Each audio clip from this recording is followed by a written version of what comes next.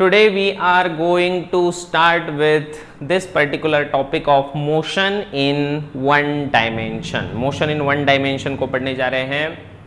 बेटे ये जो टॉपिक है ये मोशन से रिलेट करता है, डायरेक्टली फिजिक्स से रिलेट करता है। और इस पहले टॉपिक में आप जो कुछ भी पढ़ेंगे तो जैसे जैसे फिजिक्स में आप पढ़ते जाएंगे एक एक चीज़ वैसे वैसे वो आगे वाले चैप्टर्स के लिए बेस बनते जाएगा।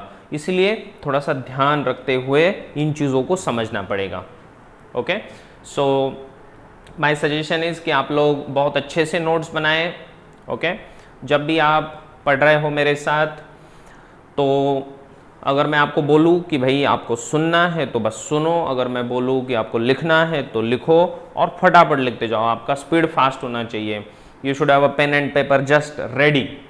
ओके, और जैसे मैं बोलूँ कि इसको लिख दो, इसको नोट डाउन कर लो, जो चीज़ आपको एक्स्ट्रा अच्छी लगती है उसको भी नोट डाउन करते रहें। Use 2 pens, generally you can use 2 colours. Okay, headings और इम्पॉर्टेंट चीज़ों को दर्शाने के लिए आप रेड कलर का यूज़ करिए और ब्लू कलर से आप बाकी सब लिखिए या ब्लैक से लिखिए या फिर जो भी कलर आपको अच्छा लगता हो। So take the colours and note the things very properly. Okay, जो चीज़ आपको अच्छी लगती हो, जैसे फॉर्मूला आया कोई, उसको आप नोट डाउन करते रहिए तो बहुत बढ़िया होगा। Are you ready to get started? Come on, if you are ready to learn, are you excited? Then just type excited in the chat box. Go to the chat box and just type excited. Okay, so that we are just about to launch our vehicle rocket into the space of physics. हमारा जो rocket है वो physics के space में launch होने के लिए अब तैयार है। Are you excited? Come on, just type excited in the comment box. Come on, लिखिए। बहुत बढ़िया, बहुत बढ़िया, वेरी गुड।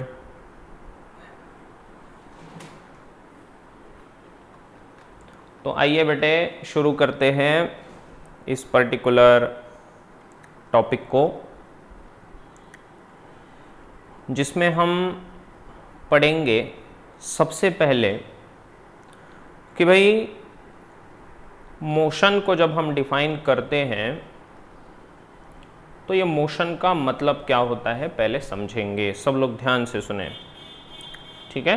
सबसे पहले इस फिजिक्स के टॉपिक को शुरू करते हुए शुरू करेंगे कि भाई मोशन क्या है। ओके, और जब मोशन क्या है ये समझ में आ जाएगा तो फिर वहाँ से आपकी आगे की अंडरस्टैंडिंग धीरे धीरे बढ़ेगी। Those students who are attending for the first time, I would like to welcome all of them. Is there anybody new over here? I don't know. Okay, anyways, come on. So let's start with this topic which is motion. सब लोग ध्यान से सुने अब मेरी बात को।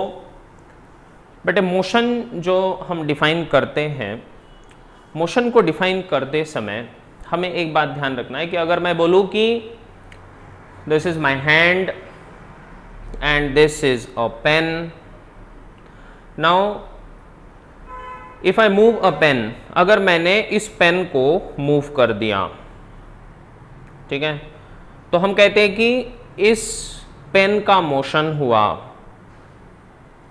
ठीक है, जब हम पेन को मूव करते हैं तो हम क्या कहते हैं कि पेन का मोशन हुआ। इसका मतलब पेन का पोजीशन चेंज हुआ। यस और नो? पेन का क्या चेंज हुआ? पोजीशन चेंज हुआ। अब मैं जो बात बताने जा रहा हूं ये थोड़ा सा हायर लेवल की बात करने जा रहा हूं, इसलिए इस पहले सबसे पहले पॉइंट को बिल्कुल आसानी से समझें। जब मैं कहता हूं कि मेरे पास कोई एक ऑब्जेक्ट है, मान लो कि मेरे पास एक ऑब्जेक्ट है ए इज द ऑब्जेक्ट, ध्यान से सुनना, ठीक है। और ये जो ऑब्जेक्ट आपको दिखाई दे रहा है, इस ऑब्जेक्ट ए को मैंने इसके बाजू में एक दूसरा ऑब्जेक्ट रखा बी। अब इस पॉइंट ए पर बैठा हुआ है एक स्टूडेंट। स्टूडेंट कहाँ बैठा हुआ है? पॉइंट ए पर बैठा हुआ है। और ये जो बी वाला जो ऑब्जेक्ट है, इसको मैंने क्या किया, इसको मैंने यहाँ से लेकर किसी दूसरे पॉइंट पर मैंने इसको मूव कर दिया। मैंने बी को लेकर मूव किया इस दिशा में। ध्यान से सुनो मेरी बात को प्यारे बच्चों, मेरी बात को ध्यान से सुनना। मेरे पास ए ऑब्जेक्ट है जहाँ पर एक स्टूडेंट बैठा हुआ है। लेट्स से आप वहाँ पर बैठे हुए हो, ठीक है। आप में से कोई स्टूडेंट है, चलो कोई एक स्टूडेंट को उठा देते हैं यहाँ से। पार्थ, ओके पार्थ अग्रे ठीक है। चलो पार्थ कहाँ पर बैठा हुआ है? Parth, the name of the Arjun. So Parth को बैठाए हम पॉइंट ए पर। So the student Parth is sitting at point A and he sees the object B moving away from him. ध्यान से सुनो, उसने क्या देखा कि ये जो ऑब्जेक्ट B था ये उससे दूर चला गया, ठीक है। So B is moved। तो इससे क्या हुआ? स्टूडेंट ने बोला कि B का मोशन हुआ। Student observed the motion of B. अब ध्यान से सुनना, मैं जो बात बोलने जा रहा हूं बेटे। ऑब्जेक्ट कौन है यहां पर? ऑब्जेक्ट बताइए, ऑब्जेक्ट कौन है? हाँ जी, ऑब्जेक्ट कौन है? बी। और ऑब्जर्वर कौन है? ऑब्जर्वर कौन है? ए। ध्यान से सुनना, ऑब्जेक्ट कौन है? बी, जो मूव किया, ऑब्जेक्ट मूव किया, तो ऑब्जेक्ट कौन है? बी। ऑब्जर्वर कौन है? ए। ऑब्जर्व कौन कर रहा है उसको? ए ऑब्जर्व कर रहा है ना, ए ऑब्जर्व कर रहा है। तो जो ऑब्जेक्ट है बी, तो फिजिक्स की भाषा में, ध्यान से सुनो, फिजिक्स की भाषा में जो ऑब्जेक्ट है बी जिसका हम मोशन कंसिडर कर रहे हैं, so here this object, in the language of physics, this object is called as a particle और इसी को सिस्टम कहा जाता है। क्या कहा जाता है? The system. ओके, पार्टिकल बोलो या ऑब्जेक्ट बोलो या सिस्टम बोलो। और जो ऑब्जर्वर है प्यारे बच्चों, जो ऑब्जर्व करके हमें बता रहा है, जो पॉइंट ऑब्जर्वर है, उस पॉइंट को हम कहते हैं फ्रेम ऑफ रेफरेंस। इसको कहा जाता है फ्रेम ऑफ रेफरेंस। ध्यान से सुनना, इसका नाम क्या है जी? Frame of reference. Frame of reference का मतलब है एक ऐसा रेफरेंस पॉइंट है, एक रेफरेंस की बात करने जा रहे हैं, रेफरेंस पॉइंट जिसको हम कंसिडर करके मोशन को डिफाइन कर रहे हैं, है ना। तो अब ये रेफरेंस पॉइंट क्या होता है sir?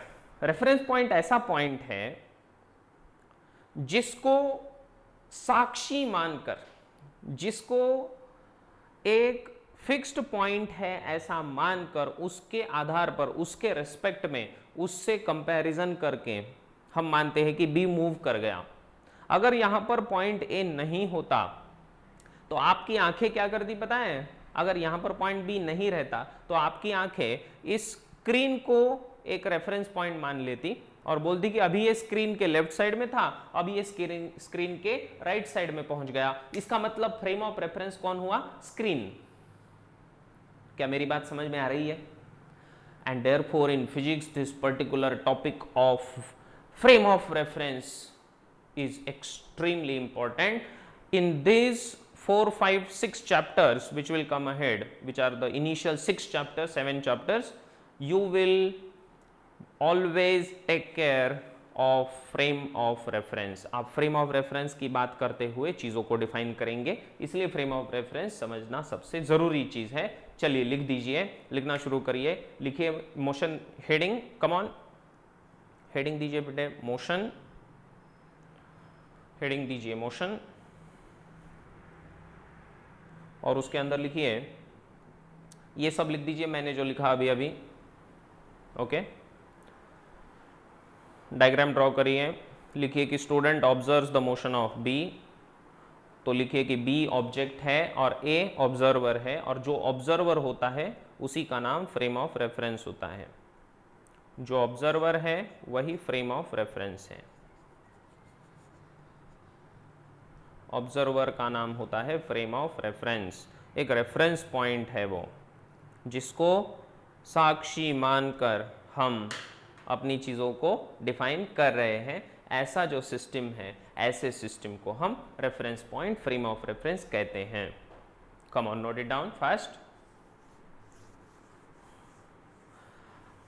He is asking, is this a new chapter? Yes bete, this is a new chapter.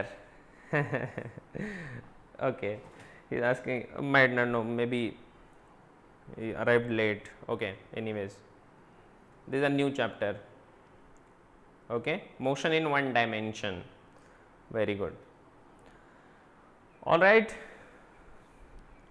फटाफट लिखिए।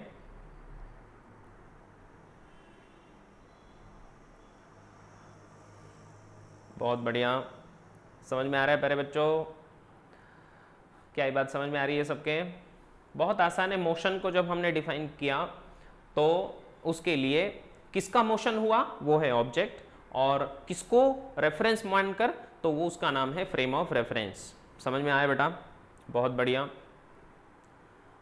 अगर आपने लिख लिया सो टाइप डन, अगर आपको समझ में आया है तो लिखो क्लियर, और अगर समझ में भी आया और लिख भी लिया तो लिखो डन एंड क्लियर।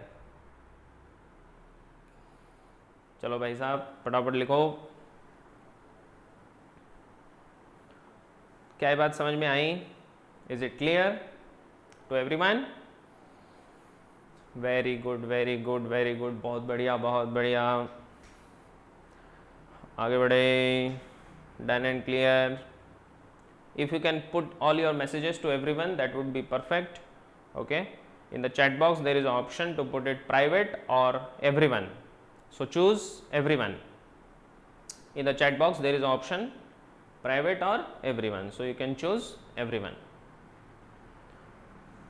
Great, समझ में आया बेटा? Done and clear? Very good, बहुत बढ़िया, बहुत बढ़िया। चलो जी आगे बढ़ते हैं।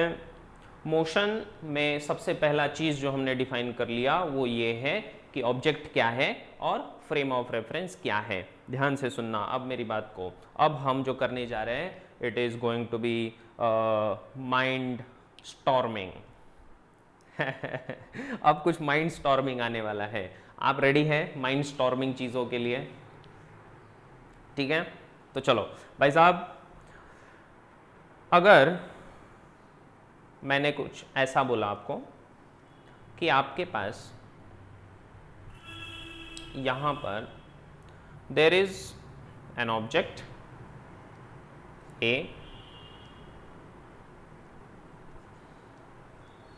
And there is object B,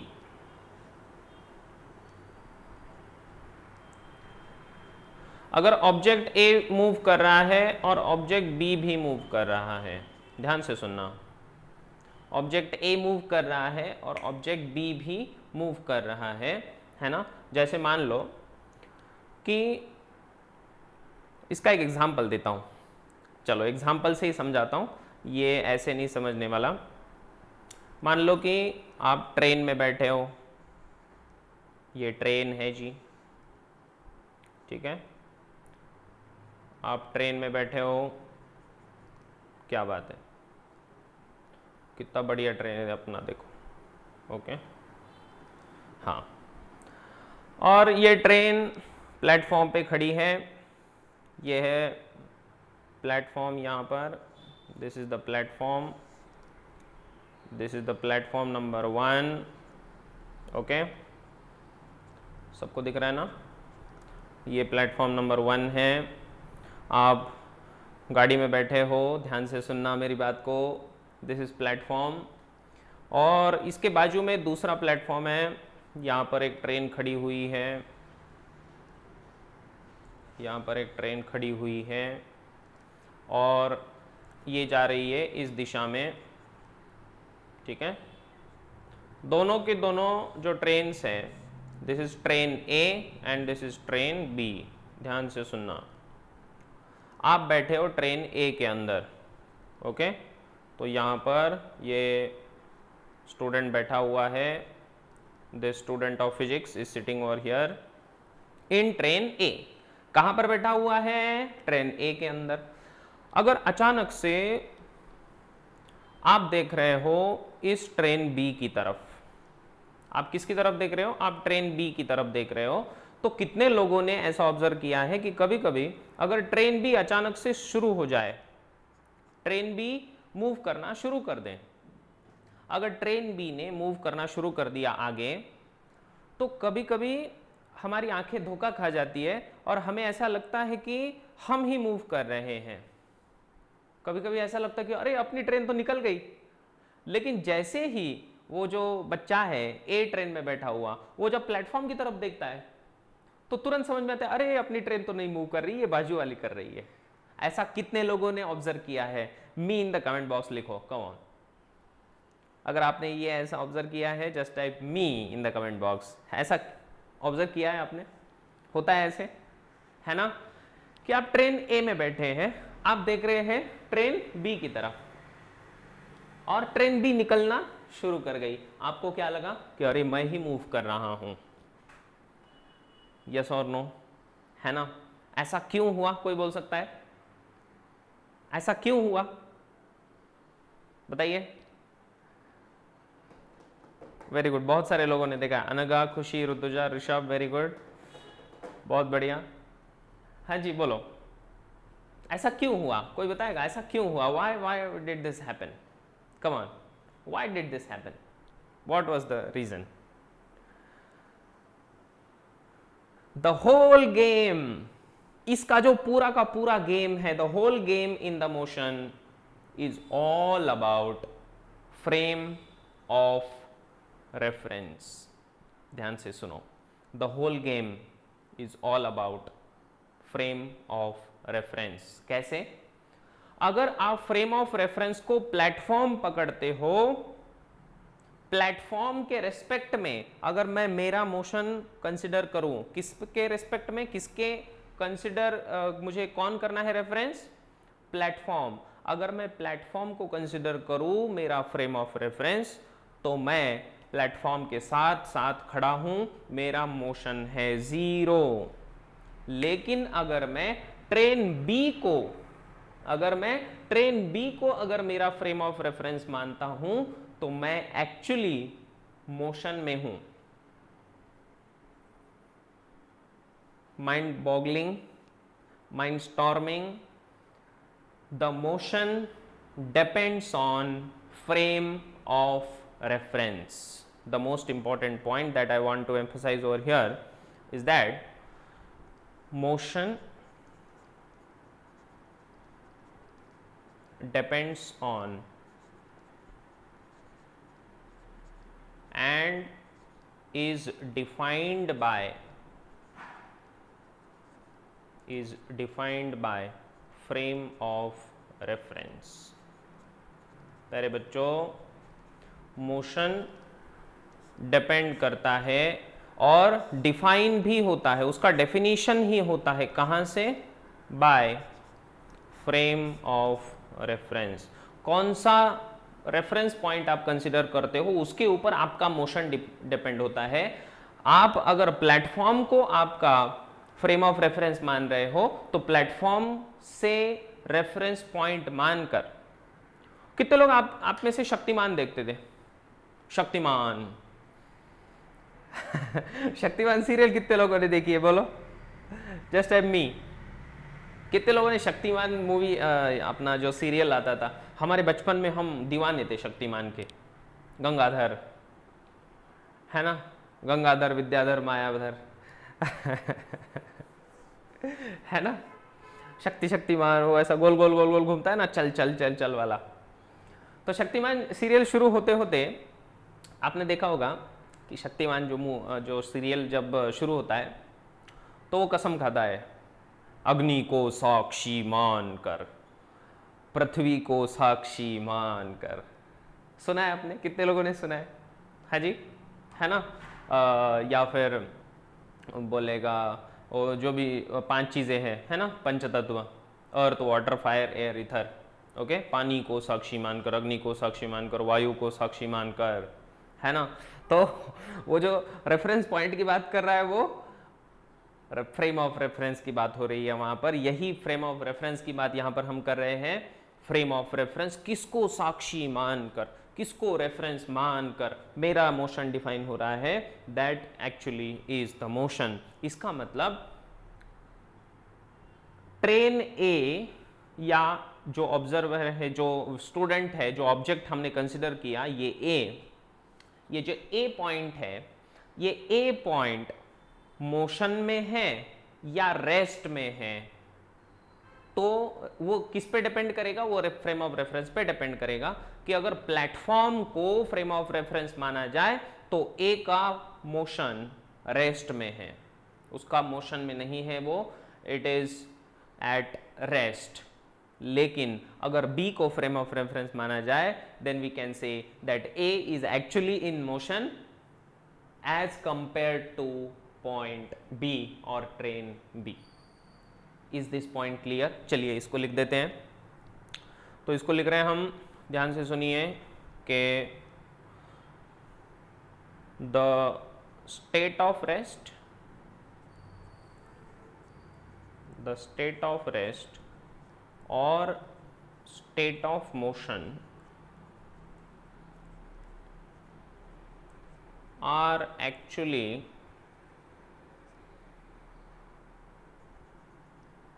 not absolute.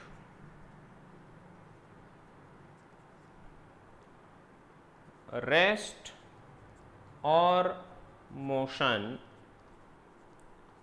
depends on frame of reference.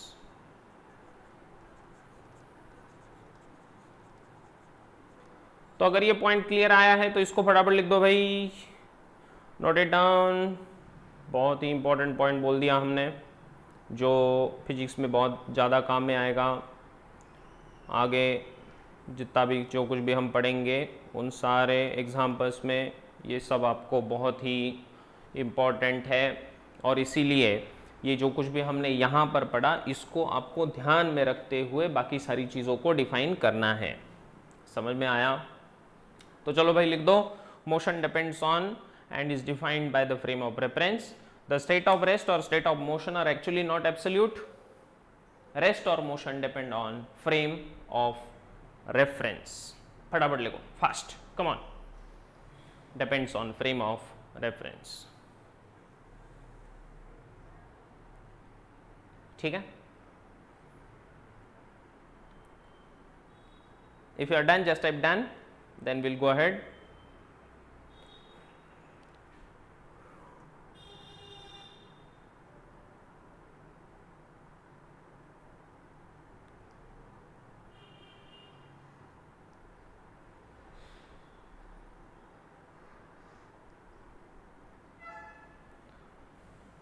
ठीक है, बहुत बढ़िया, बहुत बढ़िया, समझ में आया, पूरा समझ में आया? हाँ जी, क्लियर जी?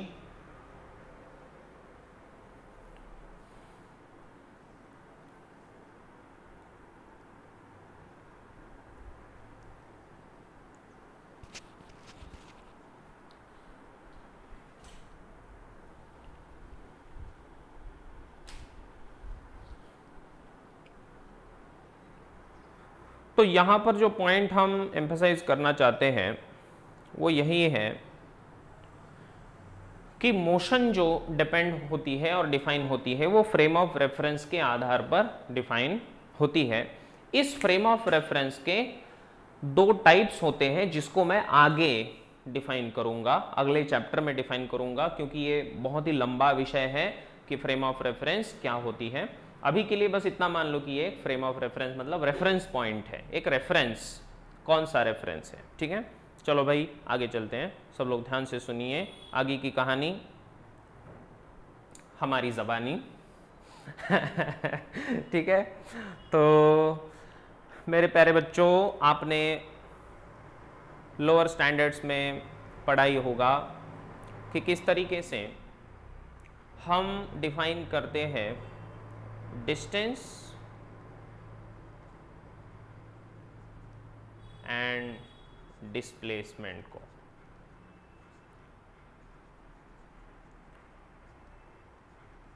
आपने इससे पहले लोअर स्टैंडर्ड्स में इन चीज़ों को पढ़ा है, लेकिन फिर भी मैं यहाँ पर इसको आपको बताना चाहता हूँ डिस्टेंस और डिस्प्लेसमेंट का मतलब क्या है। तो अगर आपको याद होगा तो डिस्टेंस जो होता है प्यारे बच्चों, डिस्टेंस का मतलब होता है the actual length of the path travelled by object या particle is called distance. Distance का मतलब होता है कि अगर मैं यहाँ पर था पॉइंट ए पर, ठीक है जी, मैं औरंगाबाद में था, दिस इज आवर औरंगाबाद।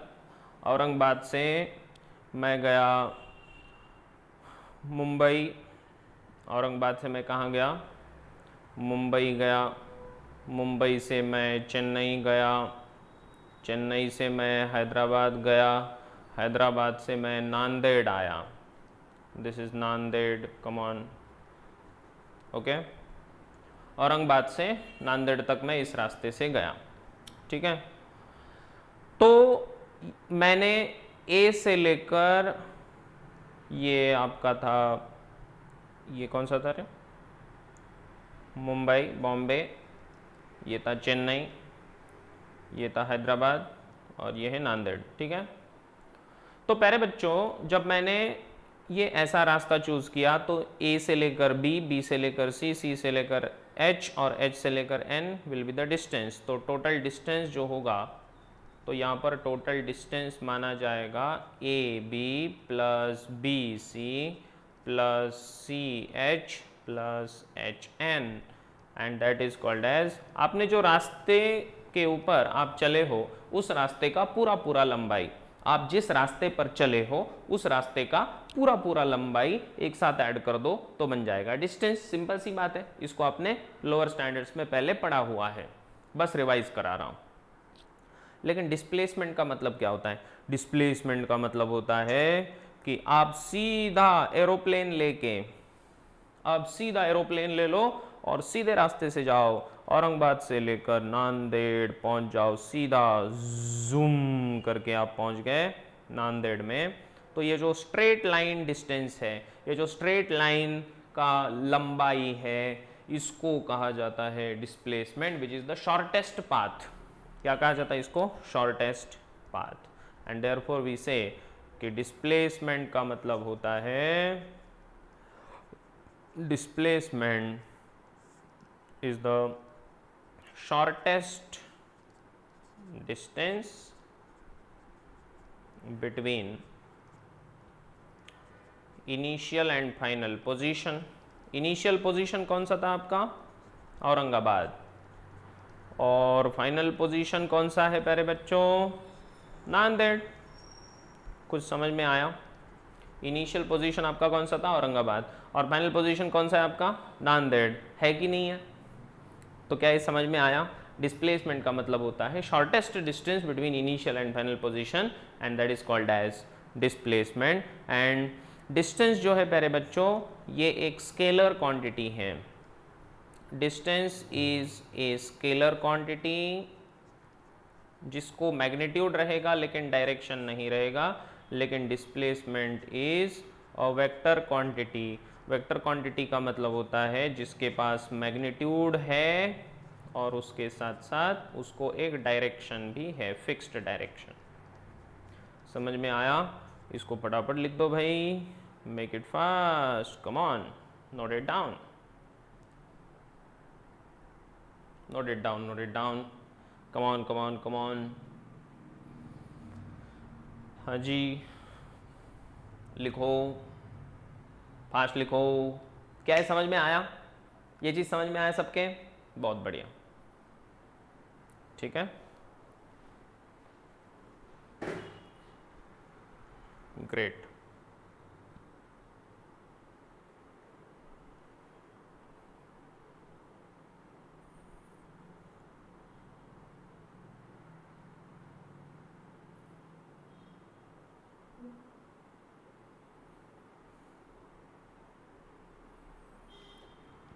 तो क्या समझने में आसानी है? बहुत आसान है बेटा, फिजिक्स बहुत आसान है। अगर आपको मैथमेटिक्स का बेसिक्स बहुत अच्छे से आता हो, मैंने जो अब तक मैथमेटिक्स आपको जो पढ़ाया वो अगर आपको अच्छे से आता है तो आगे के जो कॉन्सेप्ट्स हैं आपके लिए बहुत सिंपल बन जाएंगे। अगर आपको ये पिछले वाले मैथमेटिक्स के जो कॉन्सेप्ट्स हैं अगर आपने अच्छे से नहीं पढ़े हैं, if you are not very clear in the fundamentals of that, then your study of physics will be not to the depth, आपको फिजिक्स समझ में नहीं आने वाला, ठीक है। और इसीलिए मैंने आपको फिजिक्स समझने के लिए, आपको फिजिक्स को बहुत अच्छे से समझाने के लिए मैंने आपको हथियार दिया है। मैंने आपको क्या दिया है बेटा? एक हथियार दिया है। उस हथियार का यूज़ करके आप फिजिक्स को अब डिस्कवर कर सकते हो, ठीक है। तो ये हथियार है, इसलिए चैप्टर का नाम ही होता है, बहुत सारे बुक्स में इसका नाम दिया रहता है mathematical tools to understand physics. Chapter का नाम क्या है? Mathematical tools. ये एक टूल है, इस टूल का उपयोग करके आप फिजिक्स को डिस्कवर कर सकते हो, फिजिक्स को समझ सकते हो। आपके दुनिया में आजू बाजू में जितनी चीज़ें हो रही है उसको आप समझ सकते हो, ठीक है। There is a question she is asking, sir, can the frame of reference be moving? Obviously frame of reference can be at rest or frame of reference can also be moving, both, yes। और इसके बारे में मैं अभी बोला कि frame of reference it can move and the frame of reference is defined elaborately in the next chapter। frame of reference को हम बहुत ही डिटेल में पढ़ते हैं न्यूटन्स लॉज ऑफ मोशन में, ओके। तो नेक्स्ट चैप्टर में इसका बहुत डिटेल में हम स्टडी करेंगे, लेकिन आपको अभी पता होना चाहिए कि फ्रेम ऑफ रेफरेंस क्या है, इसलिए मैंने अभी शुरुआत में बता दिया। चलो भाई, ये समझ में आया, वेरी गुड। तो डिस्टेंस जब हम डिफाइन कर रहे हैं तो actual length of the part travelled by the object is called as distance. और जैसे मैं औरंगाबाद से बॉम्बे गया तो टेप ले लो, औरंगाबाद से बॉम्बे का मेजरमेंट ले लो, फिर बॉम्बे से चेन्नई तक का मेजरमेंट ले लो, चेन्नई से हैदराबाद तक का मेजरमेंट ले लो, और फिर फाइनली आप नांदेड़ पहुंच गए। तो आपका डिस्प्लेस जो डिस्टेंस होगा वो A B plus B C plus C H plus H N होगा। अब मेरी बात को ध्यान से सुनो, अब मेरा क्वेश्चन है, मेरा क्वेश्चन ये है कि इन सारे ये जो रास्ता जो मैं चूज़ कर रहा था यहाँ पर, जिसमें यहाँ पर था मेरा औरंगाबाद और यहाँ पर है नांदेड़, तो औरंगाबाद से नांदेड़ जाने के लिए अगर मैंने ये जो पहला रास्ता चूज़ किया था, चेन्नई बॉम्बे चेन्नई हैदराबाद नांदेड़, ठीक है, बॉम्बे चेन्नई हैदराबाद नांदेड़, इस रास्ते में जाने के बजाय मैं गया दूसरा कोई सिटी, बेंगलोर गया, बेंगलोर से लेट से मैं इधर आया नीचे तिरुपति आया, तिरुपति से मैं नांदेड़ गया, ठीक है, दिस इज बेंगलोर। मैंने रास्ता बदल दिया, यह है तिरुपति नांदेड़, ठीक है, मैंने रास्ता बदल दिया। तो मेरा क्वेश्चन है कि जब मैं ये बीच वाला रास्ता बदल दूंगा नांदेड़ पहुंचने के लिए, तो क्या मेरा कौन सा चीज़ बदलेगा? क्या मेरा डिस्टेंस और डिस्प्लेसमेंट, इनमें से कौन सा चीज़ बदलेगा और कौन सा चीज़ नहीं बदलेगा? बताइए, चलो कमेंट बॉक्स में बताइए कि मैंने रास्ता बदल दिया तो क्या मेरा डिस्टेंस बदलेगा या मेरा डिस्प्लेसमेंट बदलेगा या डिस्टेंस कांस्टेंट होगा और डिस्प्लेसमेंट कांस्टेंट होगा? बताइए फटाफट कमेंट बॉक्स में बताइए कौन चेंज होगा और कौन कांस्टेंट रहेगा। Come on. Rishabh is right, very good. Yashika, what do you say? Akash, distance will change, very good. Akash कह रहा है कि डिस्टेंस बदलेगा, ओके बहुत बढ़िया। Khushi, you are right, very good. Komal, you are right, बहुत बढ़िया।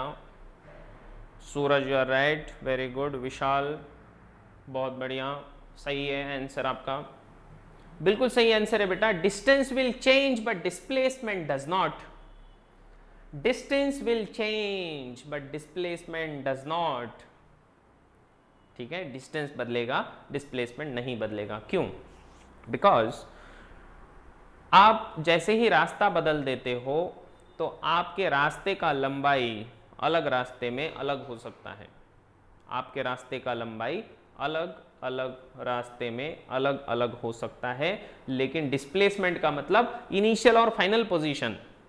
डिस्प्लेसमेंट का मतलब क्या है? इनिशियल और फाइनल पोजीशन। तो वो तो कांस्टेंट ही रहने वाले हैं ना, वो कहां बदलेंगे। समझ में आया? तो लिख दो, नीचे नोट करके लिख दो कि after changing the distance, the path between the two cities, the distance will change but displacement does not। लिखो।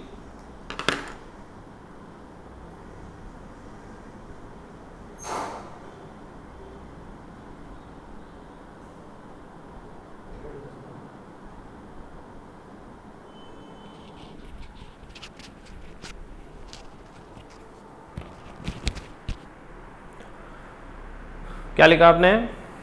The distance will change but displacement does not। Distance बदलेगा लेकिन डिस्प्लेसमेंट नहीं बदलेगा। बहुत बढ़िया, वेरी गुड बेटा, ठीक है। Here by changing the path between A and N,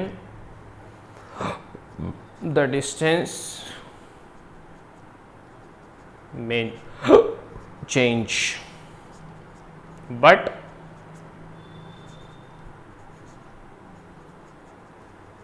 displacement remains constant, but displacement remains constant।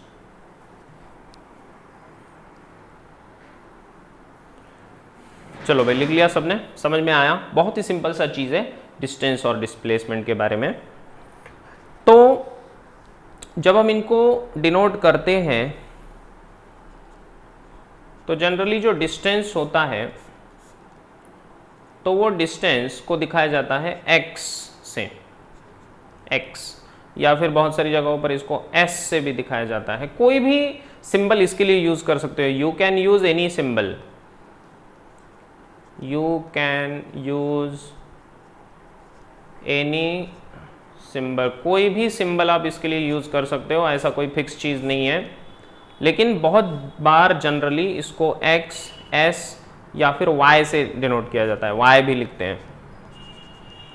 x axis पे डिस्टेंस या y एक्सिस पे डिस्टेंस या z एक्सिस पे डिस्टेंस भी हो सकता है, z से भी लिखा जाता है,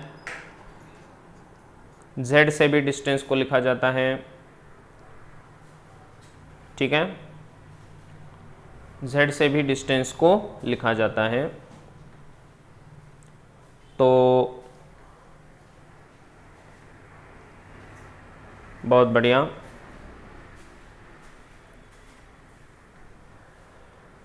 ये पहला चीज।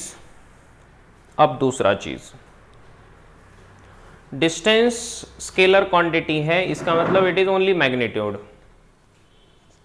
इसको सिर्फ और सिर्फ मैग्नीट्यूड है, ठीक है, इसको सिर्फ और सिर्फ मैग्नीट्यूड है, ओनली मैग्नीट्यूड, ठीक है।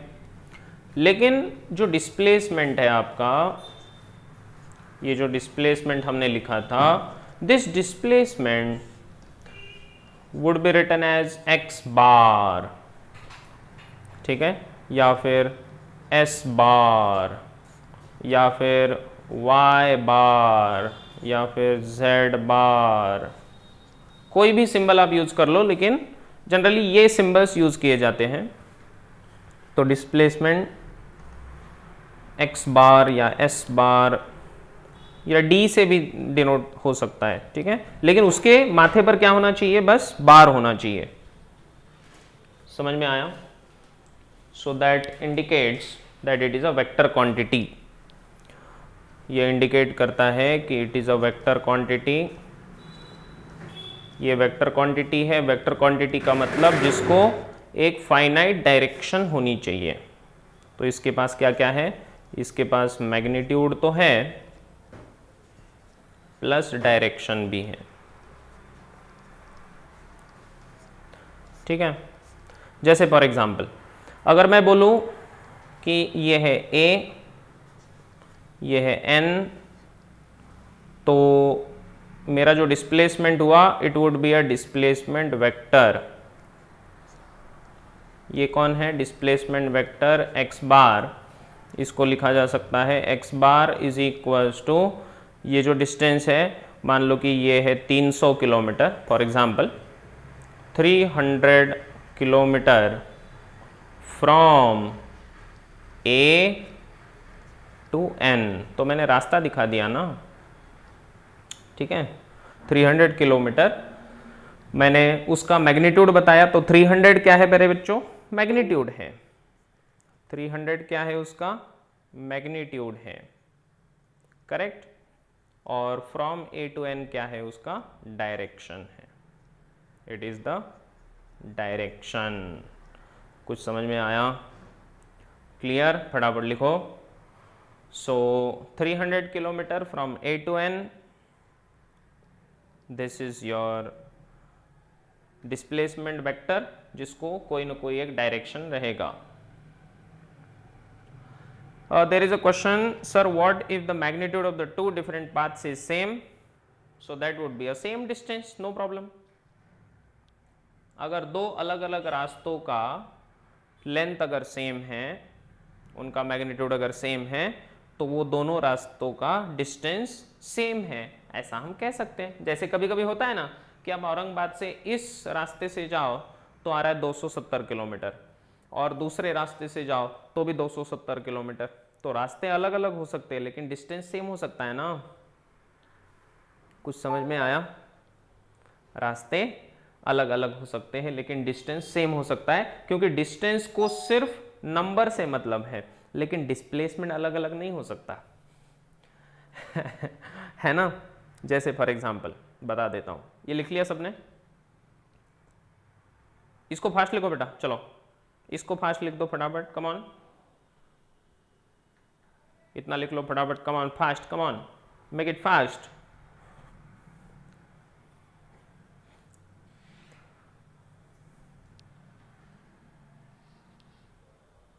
इसको लिख दो।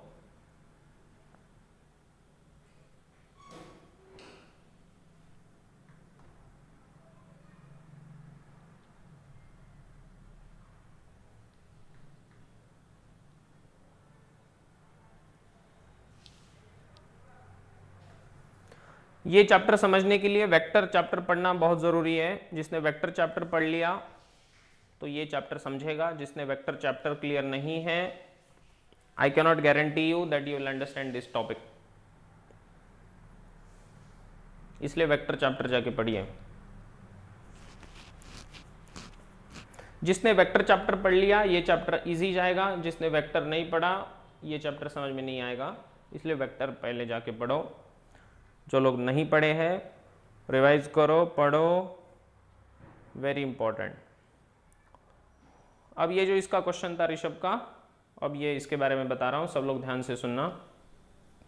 अगर मेरे पास ये है औरंगाबाद, ये है नांदेड़, ध्यान से सुनना मेरी बात को, और यहाँ पर है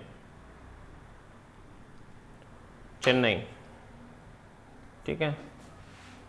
अब ऐसा मान लेते हैं कि औरंगाबाद से नांदेड़ तक का जो दूरी है वो है 300 किलोमीटर सीधा, और औरंगाबाद से चेन्नई का भी दूरी है 300 किलोमीटर। 300 नहीं है, बहुत ज़्यादा है, लेकिन एक एग्जाम्पल दे रहा हूँ,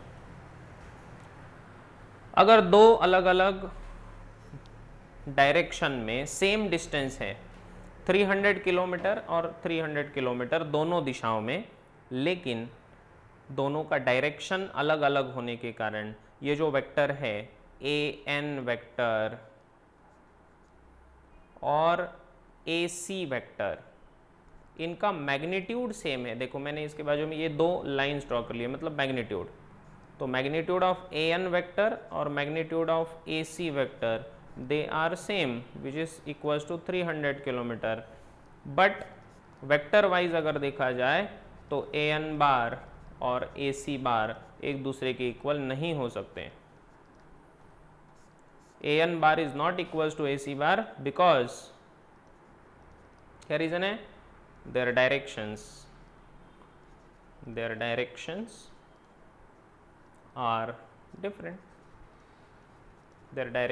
are different, ये रीज़न है। समझ में आया?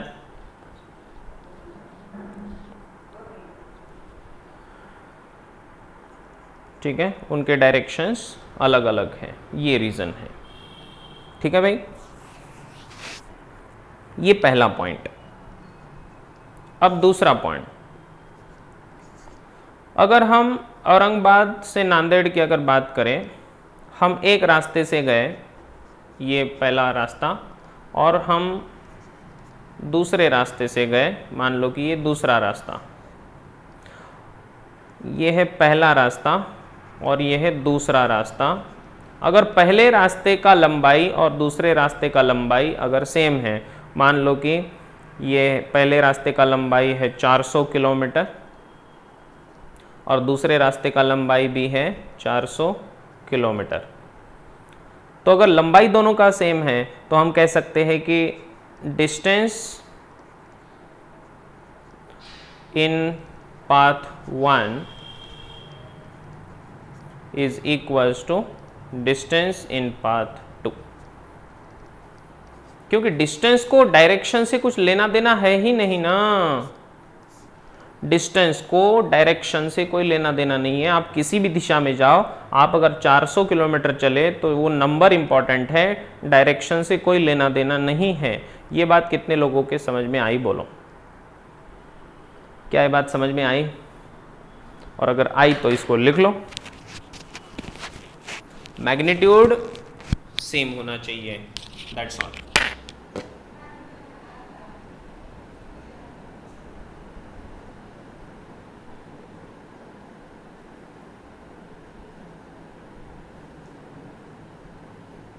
If this point is clear, just type clear और इसको लिख लो।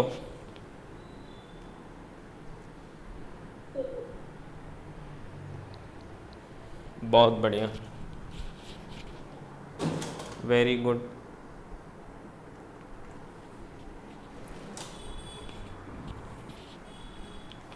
ठीक है बेटा, है ना?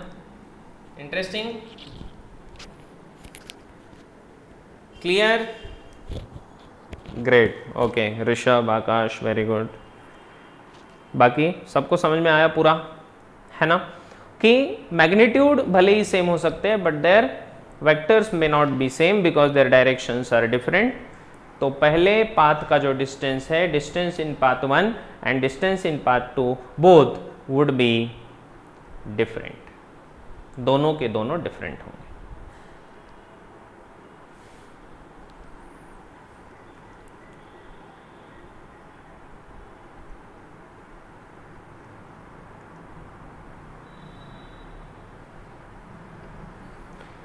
क्लियर?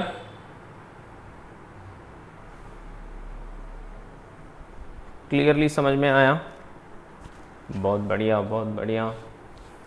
चलो भाई आगे चलते हैं, है ना। अब कभी कभी ऐसा भी हो सकता है, लिख के हो गया बेटा, अरे लिख के हो गया, आगे चलूँ मैं, चलिए। कभी कभी ऐसा भी हो सकता है कि आपको बोल देंगे कि आप एक्चुअली उसी रास्ते से चले हो, आप औरंगाबाद से लेकर नांदेड़ सीधा सीधा पहुंच गए, औरंगाबाद से नांदेड़ आप सीधा सीधा पहुंच गए, तो आपका डिस्टेंस कितना, आपका डिस्टेंस कितना हुआ 300 किलोमीटर, और आपका डिस्प्लेसमेंट कितना हुआ, आपका डिस्प्लेसमेंट कितना हुआ बेटा, डिस्प्लेसमेंट हुआ 300 kilometre from A to N, ये है डिस्प्लेसमेंट, जिसको हम ए एन बार ऐसे करके लिखते हैं, ठीक है। ये जो डिस्प्लेसमेंट आपका हुआ वो भी है 300 और डिस्टेंस भी है 300, क्योंकि आप सीधा चले गए ना। इसका मतलब क्या डिस्प्लेसमेंट का मैग्नीट्यूड डिस्टेंस होता है? जी हाँ। तो यहां पर और एक इंपॉर्टेंट पॉइंट कि distance in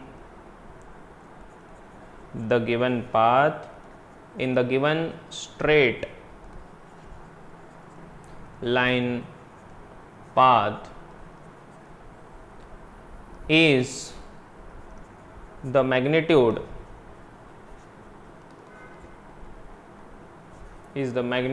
of its displacement।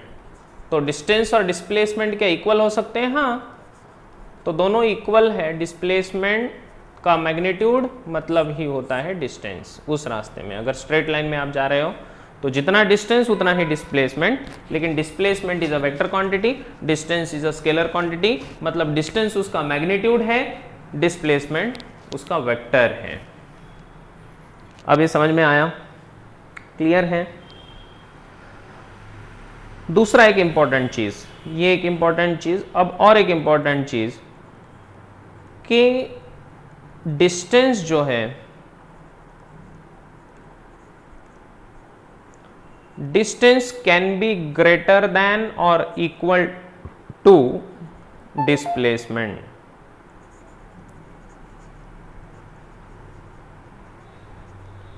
Displacement magnitude, ठीक है। डिस्प्लेसमेंट के मैग्नीट्यूड से डिस्टेंस बड़ा हो सकता है या उसके बराबर हो सकता है। क्या डिस्टेंस छोटा हो सकता है डिस्प्लेसमेंट से? कभी बोलो, क्या कभी छोटा हो सकता है? बोलो ना, डिस्टेंस कभी छोटा नहीं हो सकता बेटा। या तो डिस्प्लेसमेंट के बराबर रहेगा या तो उससे बड़ा रहेगा, ज्यादा रहेगा, क्योंकि ज्यादा डिस्टेंस ट्रैवल करके वो आ सकता है, लेकिन उससे कभी बड़ा नहीं हो सकता। कभी डिस्प्लेसमेंट छोटा, मतलब डिस्टेंस और डिस्प्लेसमेंट इक्वल हो सकते हैं, डिस्टेंस बड़ा हो सकता है लेकिन डिस्टेंस छोटा नहीं हो सकता। तो इधर लिख देंगे कि distance can never be smaller than displacement, ठीक है। Distance can never be smaller than displacement, displacement से वो डिस्टेंस कभी छोटा नहीं हो सकता। क्यों पता है? क्योंकि डिस्प्लेसमेंट का मतलब ही शॉर्टेस्ट डिस्टेंस होता है। समझ में आया? डिस्प्लेसमेंट का मतलब ही क्या होता है? शॉर्टेस्ट डिस्टेंस, उससे छोटा डिस्टेंस पॉसिबल ही नहीं है ना। So that is shortest distance, straight line distance या शॉर्टेस्ट डिस्टेंस इसको हम कहते हैं, ठीक है। शॉर्ट लाइन डिस्टेंस बोलो या स्ट्रेट लाइन डिस्टेंस बोलो, एक ही चीज है। कुछ समझ में आया? Is it clear? क्लियर?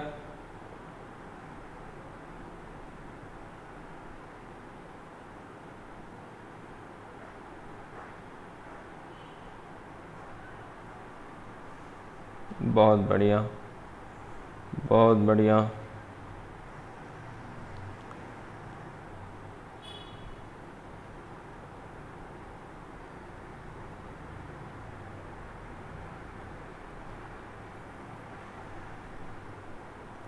चलो भाई, ये तो समझ में आ गया अभी, है ना?